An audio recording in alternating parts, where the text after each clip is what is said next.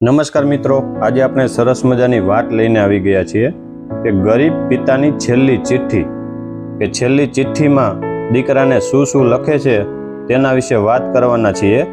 તો આ વિડીયોમાં જોડાયેલા રહેજો. તો ચાલો વાત ચાલુ કરીએ. ગુજરાતના એક નાના ગામમાં હરિભાઈ નામના એક ખેડૂત રહેતા હતા.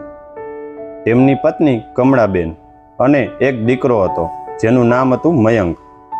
ઘર કાચું હતું, જમીન ઓછી હતી, આવક પણ ખૂબ જ ઓછી હતી, છતાં ઘરમાં પ્રેમ અને સંતોષની કમી નહોતી.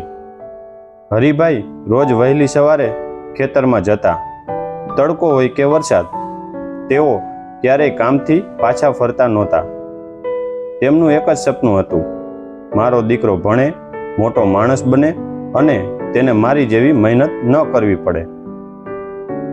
મયંક પણ બાળપણમાં ખૂબ જ સમજદાર હતો.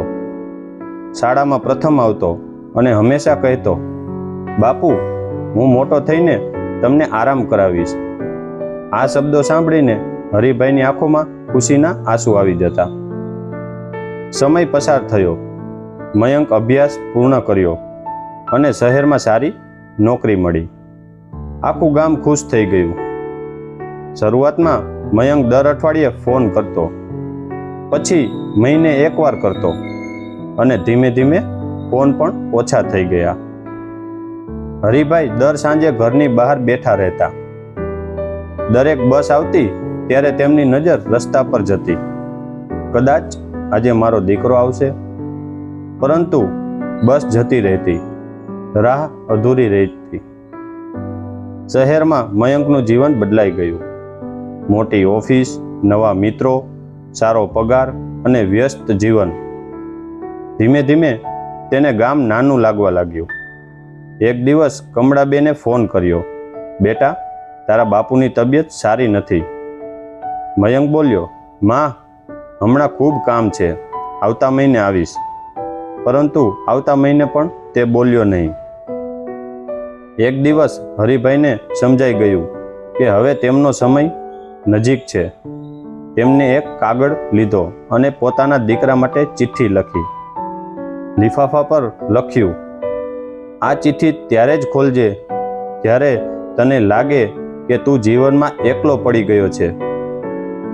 થોડા દિવસમાં હરિભાઈ આ દુનિયા છોડીને ચાલ્યા ગયા. વર્ષો વીતી ગયા. એક દિવસ મયંકની નોકરી છૂટી ગઈ. મિત્રો દૂર થઈ ગયા, પૈસા ઓછા થઈ ગયા. જૂનું બોક્સ ખોલે છે. અંદર પિતાની ચિઠ્ઠી હતી. કાપતા કાપતા તે વાંચવા લાગ્યો.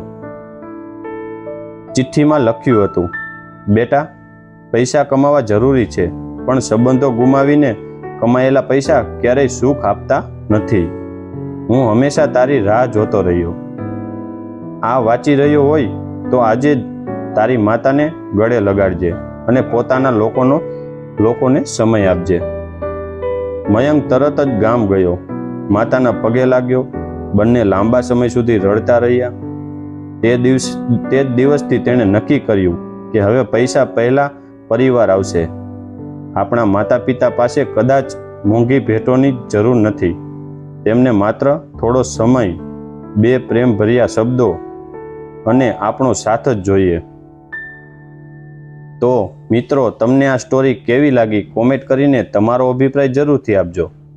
અને જો તમે અમારી ચેનલમાં નવા છો તો અમારી ચેનલને સબસ્ક્રાઈબ કરી દેજો, બેલ આઇકન દબાવી દેજો, જેથી કરીને અમે અવનવી સ્ટોરી અપલોડ કરી તો તેની લિંક તમને મળતી રહે. તો હવે મળીશું આપણે નેક્સ્ટ સ્ટોરીમાં નવા ટોપિકની સાથે.